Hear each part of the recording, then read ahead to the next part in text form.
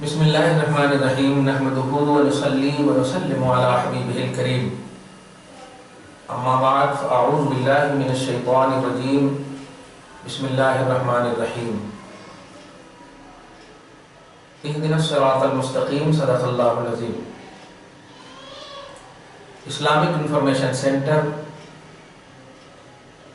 Registered Hyderabad کے زیر اہتمام انفرادی شان کے پروگرام تحقیقی محادثہ کے حوالے سے ہماری یہ تیسری یا چوتھی نشست ہے۔ درس وسیلہ جاری ہے۔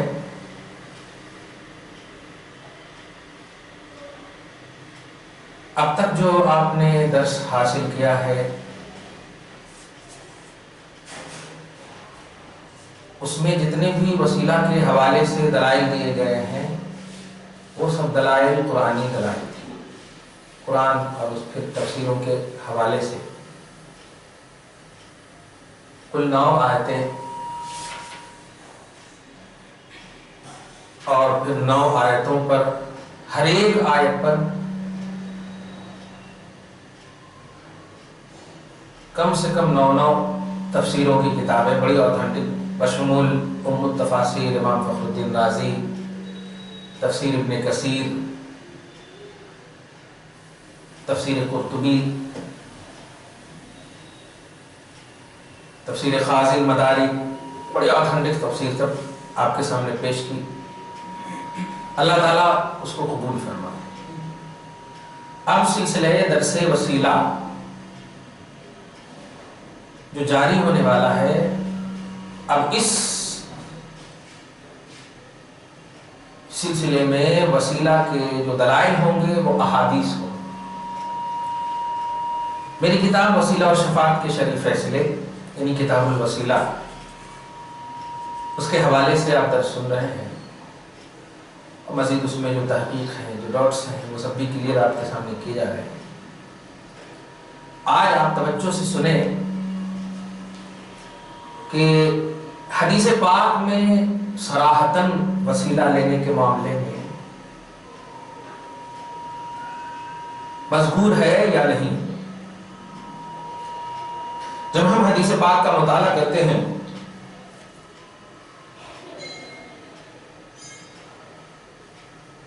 میرے مطالعہ کے مطابق جو میں نے اس کتاب میں درج کیا ہے وہ 25 صحیح احادیث ہیں، جس میں حدیث نمبر سلسلہ کے اعتبار سے توجہ سنیے بغیر تمہید کے ہم ایک صحیح الاسناد حدیث کے حوالے سے وسیلہ کے اوپر دلیل پیش کر رہے ہیں۔ دلیل نمبر 1، عن عمر بن الخطاب رضی اللہ عنہ قال قال رسول اللہ صلی اللہ علیہ وسلم لما اقترف آدم خطیئة قال یا رب اسألک بحق محمد لما غفرت لی فقال اللہ یا آدم وکیف عرفت محمدا ولم اخلق قال یا رب لأنك لما خلقتني بيدك ونفخت في من روحك رفعت رأسي فرأيت على قوائم العرش مكتوبا لا إله إلا الله محمد رسول الله فعلمت أنك لم تزف إلى اسمك إلا أحب الخلق إليك فقال الله صدقت يا آدم إنه لأحب الخلق إلي ادعني بحقه فقد غفرت لك ولولا محمد ما خلقت هذا حديث صحيح الإسناد المستدرك على الصحيح للبخاري وعلى الصحيح لمسلم جلد 4 صفحہ نمبر 1583 مطبوعہ یعنی ایڈیشن پبلشر مکتبہ نزار مصطفیٰ الباس سعودی عرب۔ ترجمہ سن۔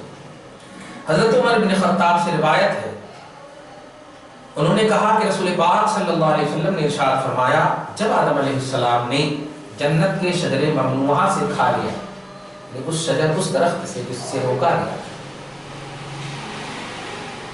تو اللہ سے یوں مغفرت طلب کی بظاہر جو خطائے اجتہادی کہ میرے اللہ میں تجھ سے محمد کے حق کے وسیلے سے مغفرت چاہتا ہوں. تو اللہ نے فرمایا اے آدم تو نے محمد کو کیسے پہچانا حالانکہ میں نے انہیں ابھی ظاہر بھی نہیں کیا. پیدا ہو مانا ظاہر. حضرت آدم علیہ السلام نے عرض کیا اے میرے رب میں نے انہیں یوں پہچانا کہ جب تو نے مجھے اپنے دست قدرت سے پیدا کیا اور اس میں اپنی طرف سے روح ڈالی اور میں نے سر اٹھایا تو دیکھا کہ عرش کے ستونوں پر لا الہ الا اللہ محمد رسول اللہ صلی اللہ علیہ وسلم لکھا ہوا. اسی وقت میں نے جان لیا کہ تو نے اس نام کو اپنے نام کے ساتھ شامل فرمایا ہے تو وہ ضرور مخلوق میں سب سے زیادہ تجھے محبوب ہے. اللہ نے فرمایا اے آدم تو نے سچ کہا یقیناً وہ میرے نزدیک سب سے زیادہ محبوب ہے. مجھ سے اس کے حق کے وسیلے سے دعا کر تحقیق کہ میں نے تجھے بخش دیا ہے. اور سن اگر محمد نہ ہوتے تو میں تجھے پیدا نہ کرتا. یہ حدیث سند کے اعتبار سے صحیح ہے. یہ حضرت امام حاکم مستدرک امام ابو عبداللہ محمد بن عبداللہ حاکم نیشاپوری 405 متوفی یعنی آج سے تقریباً 1000 سے زائد برس پہلے کے ہیں. امام بخاری نے اور امام مسلم نے جو صحیح سندوں والی حدیثیں چھوڑ دی ہیں ان صحیح حدیثوں کو انہوں نے اپنی کتاب میں جگہ دی. امام حاکم 405 صدی ہجری کی یعنی 1000 سال پہلے 1000 سے زائد سال پہلے کے امام ہیں. بڑے اوتھر امام ہیں اور سعودی عرب سے چھپنے والے آپ سمجھ سکتے ہیں. تو یہ صحیح الاسناد حدیث پاک ہے. پھر بھی اگر یہ بات اگر آپ میں سے کسی کو سمجھ میں نہیں آئی ہے حدیث پاک تو آپ پوچھ سکتے ہیں. حدیث تو بالکل آپ نے جو سند بتائی بالکل ثابت ہے. لیکن ایک مرتبہ میں نے پیس ٹی وی پہ دیکھا تھا کسی نے سوال کیا ذاکر نائک سے تو ذاکر نائک کہتے ہیں کہ ایسی کوئی حدیث ہے ہی نہیں موجود, کوئی کتاب میں ایسی حدیث موجود نہیں. کیا ذاکر نائک کوئی حدیث نظر نہیں ہے؟ اچھا اصل سوال کیا ہے دیکھیے سب سے بڑی بات آپ کے دل میں جو ہوگا وہی نکلے گا. فطری چیز ہے. اس کو دنیاوی مثال میں ہمیشہ دیتا ہوں کہ برتن میں جو ہوتا وہی نکلتا. یعنی اگر دودھ ہے تو دودھ نکلتا, پانی ہے تو پانی نکلتا. سیم ایسے ہی دل ایک ظرف ہے, برتن ہے. اگر محبت ہے تو محبت نکلتی, عداوت ہے تو عداوت نکلتی. کتنی چیز ہے. خیر میں بھی سوچ رہا ہوں اور کتابیں میں نے اس کو واضح کیا ہے کہ یہ حضرت عمر بن خطاب سے روایت ہے. اس حدیث کے بارے میں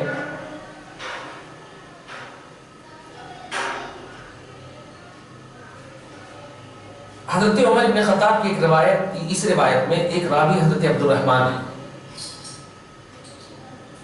جو حضرت زید کے بیٹے یعنی حضرت عبد الرحمن بن زید ہیں. ان کے بارے میں ائمہ حدیث یا ناقدین حدیث دو نظریہ پیش کرتے ہیں. کچھ لوگوں نے انہیں صحیح بھی کہا ہے, کچھ لوگوں نے صحیح بھی نہیں کہا ہے. تو ہو سکتا ہے کہ حضرت عمر بن خطاب کی روایت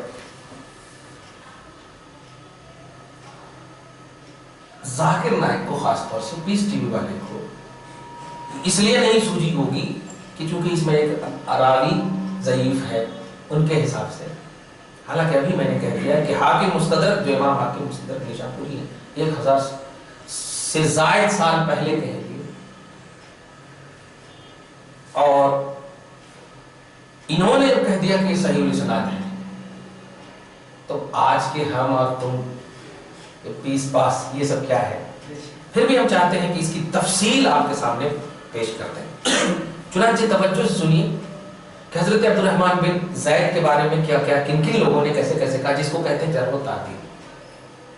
حاکم مستدرک فرماتے ہیں ھذا حدیث صحیح الاسناد وهو اول حدیث ذکرته لعبد الرحمن بن زید بن اسلم فی هذا الکتاب، یعنی یہ حدیث سند کے اعتبار سے بالکل صحیح ہے۔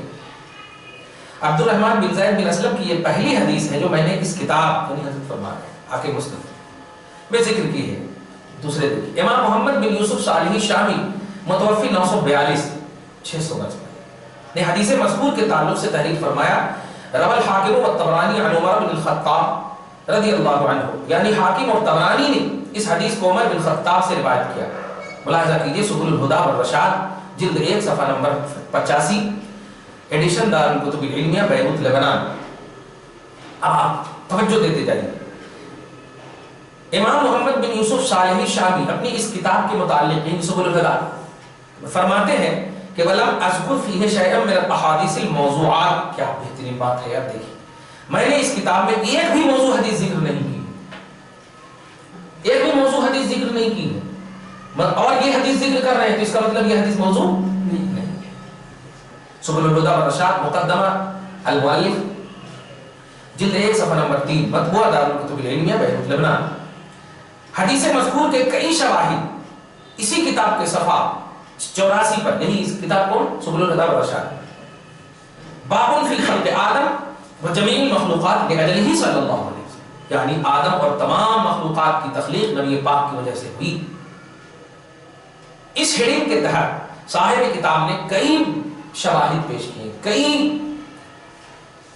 اس جیسی روایت پیش کی۔ ملاحظہ کیجئے سبل الہدی والرشاد جلد 1 صفحہ نمبر 84 وہی ایڈیشن مکتبہ دار الکتب العلمیہ بیروت لبنان۔ خیر، ذاکر نائک وغیرہ جو اعتراض کرتے ہیں اس کی وجہ میں جو تتبع اور تلاش کے بعد دیکھی ہے، اس کی وجہ یہ ہے، دیکھیے اس روایت کے بارے میں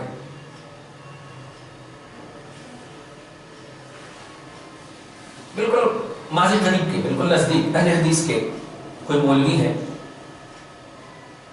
جس کا نام ہے حمدی دمرداش محمد۔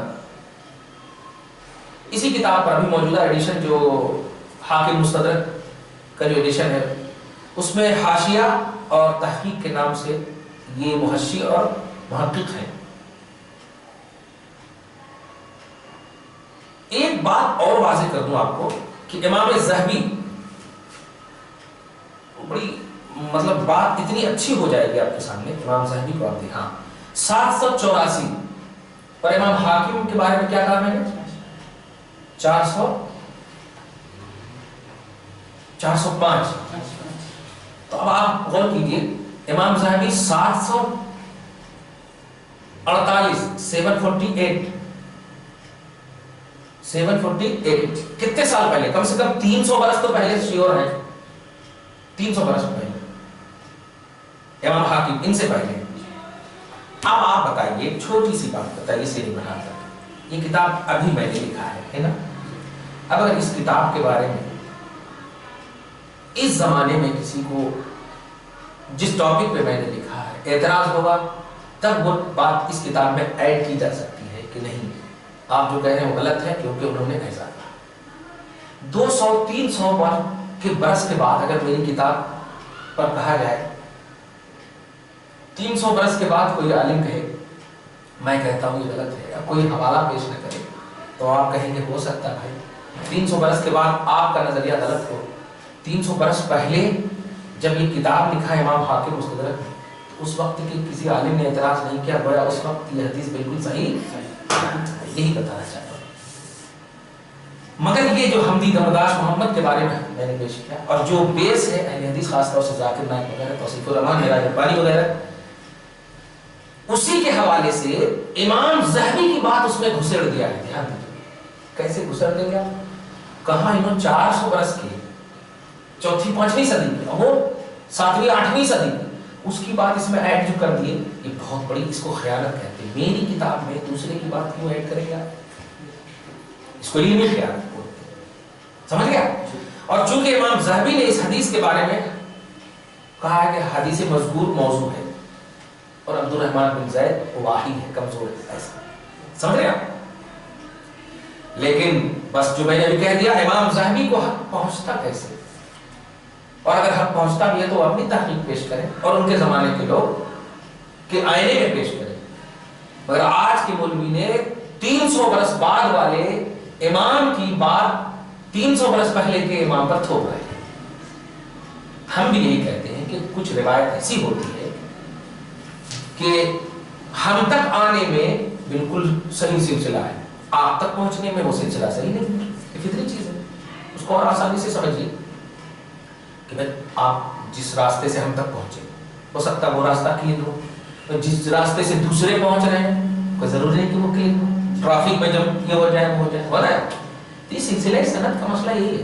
امام حاکم نے جب لکھا تو صاف فرمایا صحیح الاسناد، اس کا مطلب اس وقت حدیث بالکل صحیح. اور اہل سنت کا بیس اب وہ اگر بن جائے تب اس پر کوئی اعتراض کر سکتا ہے. گویا امام حاکم کی تحقیق پر 300 برس بعد کے امام کی تحقیق کو زبردست تھوپ رہے ہیں، زبردستی تھوپ رہے ہیں، جو غلط ہے، بالکل ایک دم علمی اور فنی کسوٹی کے بالکل خلاف. سمجھ گئے؟ خیر، اب آپ سنیے.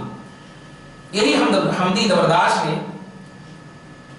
امام ذہبی کے حوالے سے کہا حدیث مذکور موضوع ہے. حالانکہ جب حدیث مذکور کے بعد خود صاحب کتاب حاکم مستدرک نے حدیث کی نوعیت صحیح الاسناد کہہ کر بیان کر دیا تو اس کے بعد ذہبی کے حوالے سے موضوع کا قول پیش کرنا اور وہ بھی صاحب کتاب کی عبارت کی مان بات، یقیناً آپ کو ہم کو سب کو دھوکہ دینا ہے.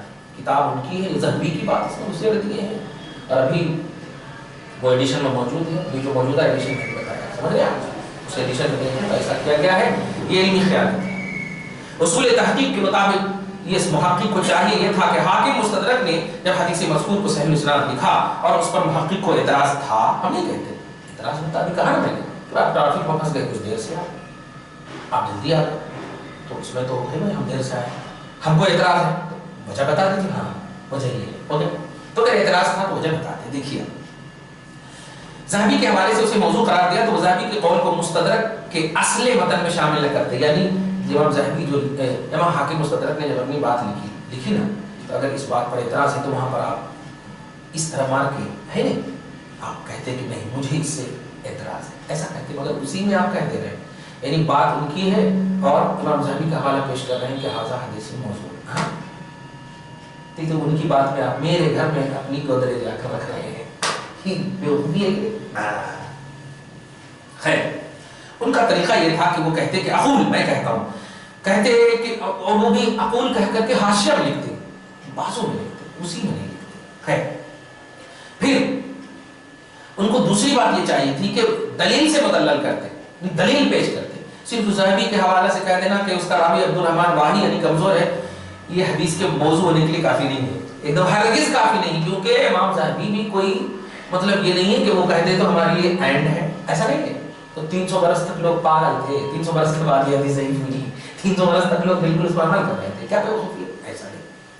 موضوع ثابت کرنے کے لیے ضروری یہ ہے کہ اصحاب جرح و تعدیل یعنی یہ موضوع کیوں ہے، موضوع کیوں نہیں ہے، یہ سب کے جو امام ہوتے ہیں ان کے حوالے سے عبد الرحمن کا جھوٹا ہونا یا جھوٹ سے موصوف ہونا ثابت کیا جائے. حالانکہ عبد الرحمن کا جھوٹا ہونا یا جھوٹ سے موصوف ہونا یہ تو دور کی بات ہے. حدیث کے جو ناقدین ہیں ان کے نزدیک ان کا ضعیف ہونا بھی مختلفی ہے. مختلفی کا مطلب بات کہتے ہیں ضعیف، بات کہتے ہیں ضعیف نہیں.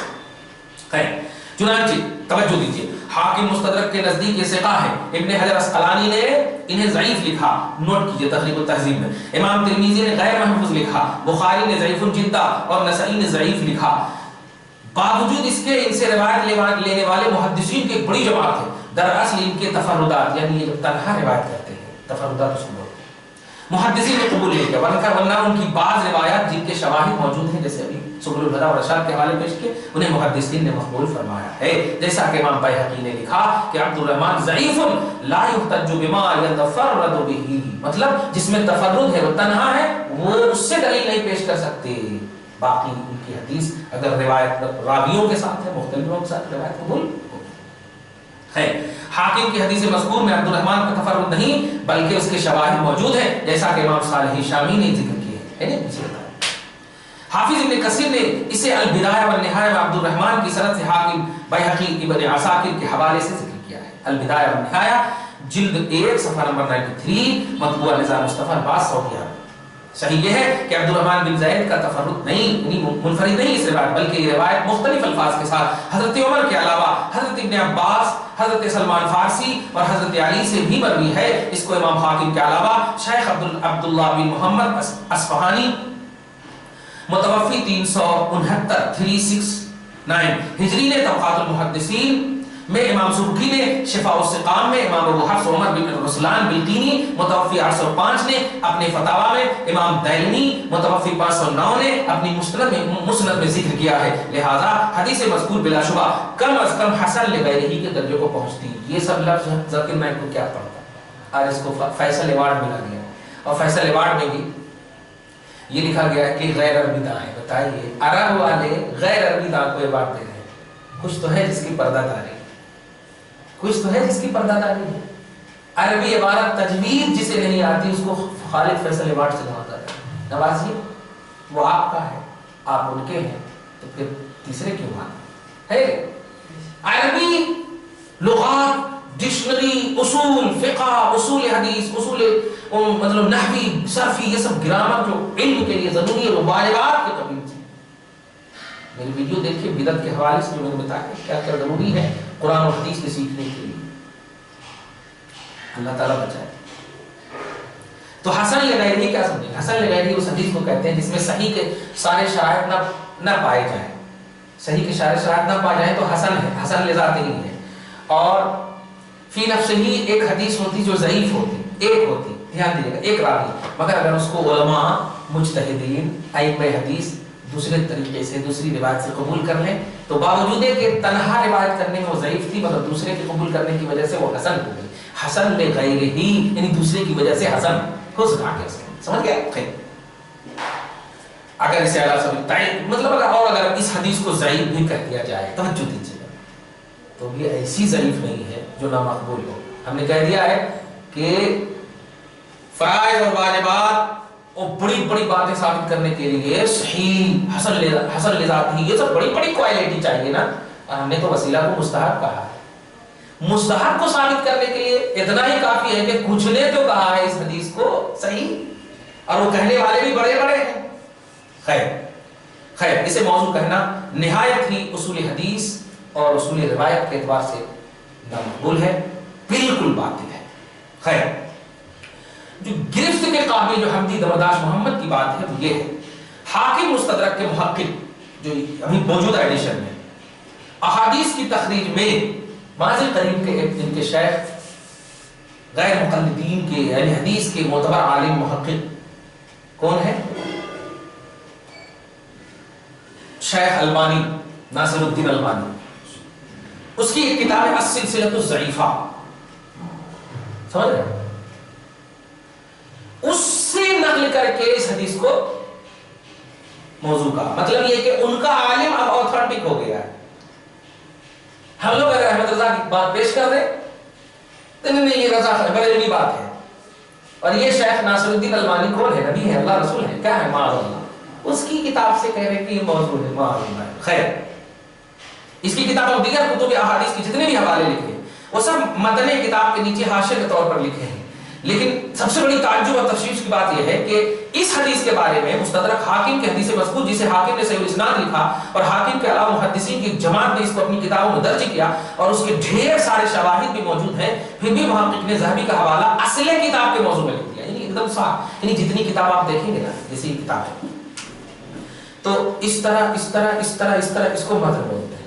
اگر اعتراض ہے تو اعتراض میں بہت سارے اس محقق نے کیا کیا ہے کہ حاشیہ میں لکھا ہے یعنی بازو میں، مگر اس کتاب کو سیدھے میں لکھ دیا. بتائیے کتنی بڑی مطلب کیا بتانا چاہ رہے ہیں وہ. اگر آپ حق پر ہو تو جیسے آپ دیگر کتابوں کے بارے میں دیگر باتوں کے بارے میں لکھ رہے ہیں اقولو تو حاشیہ میں لکھ رہے ہیں. اس کتاب اس حدیث کے بارے میں بھی آپ حاشیہ میں لکھیے. لیکن اس طرح سے جو آپ نے لکھا ہے اس میں کچھ وہی ہے، بلکہ بس یہی کہوں گا یہ دھوکہ میں ڈالنا ہے، مغالطہ میں ڈالنا ہے. خیر یہ دعویٰ کہ ذہبی نے اسے موضوع کہا ہے، یہ دعویٰ بغیر دلیل کے ہے، اس لیے کہ ذہبی خود ایک ناقدین میں سے ہیں، ان کو بھی دلیل پیش کرنا چاہیے. ذہبی کا پیش کر دینا یہ دلیل کے لیے کافی نہیں ہے. سمجھ رہے نا؟ ہاں ہو سکتا ہے ان کے اصول کے مطابق بالکل ٹھیک ہے، یہ ہو، بس ذہبی ہمارے لیے دلیل نہیں، ہمارے پاس اگر بیس نہ ہوتا مستحب کو ثابت کرنے کے لیے خیر، اور دعویٰ بغیر دلیل کے مقبول نہیں ہو۔ بہرحال حدیث مذکور کو موضوع کہنا میری جہالت اور سراسر بات ہے۔ میں سمجھتا ہوں کہ اب حدیث کے بارے میں کوئی بھی ڈاٹ اور کوئی بھی اعتراض انشاءاللہ جو حضرت آدم کی وسیلہ کی حدیث ہے کوئی بھی اعتراض نہیں کریں گے۔ پھر بھی اگر اعتراض ہو تو ٹھنڈے دل سے کلیئر کر دوں میں کہ وسیلہ کے حوالے سے مستحب کا ہمارا عقیدہ ہے، اور مستحب ثابت کرنے کے لیے صحیح تو بہت بڑی بات ہے، خبر متواتر تو بہت بڑی بات ہے، اگر مطلب ضعیف حدیث بھی ہے تو باب فضائل میں وہ معتبر ہے، ضعیف حدیث بھی ہے، موضوع صرف معتبر نہیں ہے، اور یہ تو آپ دیکھ رہے ہیں کہ موضوع تو یہ حدیث ہے ہی نہیں، مگر اللہ تعالیٰ اس کو قبول فرمائے۔ تو یہ ایک حدیث کے بارے میں آپ اس سلسلے میں کوئی اعتراض آپ لوگ نہیں؟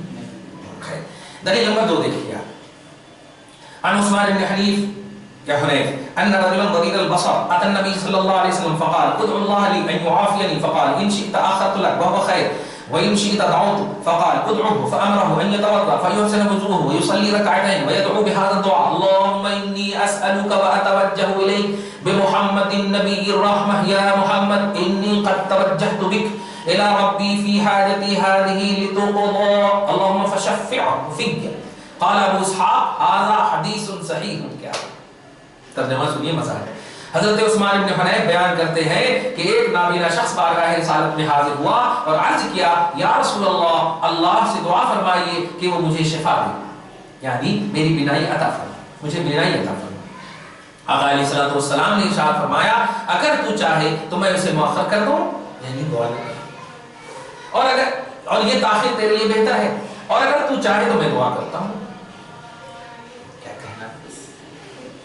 اس نے عرض کیا یا رسول اللہ، رسول دعا فرما دیجیے۔ آپ نے اسے اچھی طرح وضو کرنے کا حکم دیا، دھیان دیجیے، اور 2 رکعت نفل پڑھنے کے بعد یہ دعا پڑھنے کی تعلیم دی۔ اے اللہ، میں تجھ سے سوال کرتا ہوں اور تیری طرف متوجہ ہوتا ہوں نبی رحمت حضرت محمد مصطفیٰ صلی اللہ علیہ وسلم کے وسیلے سے۔ اب آپ دیکھیے گا، اب رخ موڑ دیتے ہیں، یا محمد میں آپ کے وسیلے سے اپنے رب کی طرف متوجہ ہوا اپنی اس حاجت میں، وہی بنائی ہے نہیں، تاکہ یہ پوری ہو جائے۔ اے اللہ میرے حق میں ان کی سفارش کو قبول فرما۔ ابو اسحاق نے کہا یہ حدیث صحیح ہے۔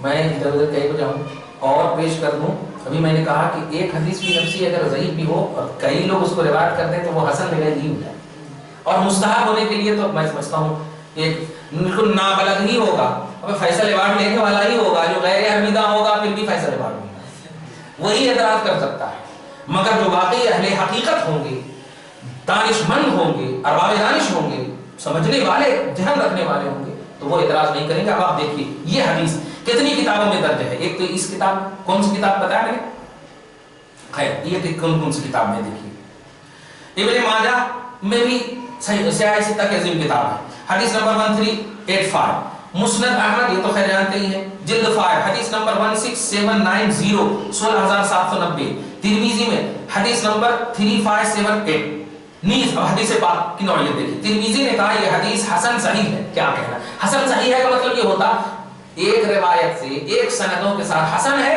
اور دوسری سندوں کے ساتھ صحیح ہے، یہ مطلب ہوتا صحیح بھی کہہ رہے ہیں۔ اور امام احمد بن حنبل نے کہا یہ تو عظیم ہی بات ہے، عظیم بات اور عجیب بات ہے کہ اس نابینا شخص نے نبی کے بتائے ہوئے پر عمل کیا تو بینا ہو گیا،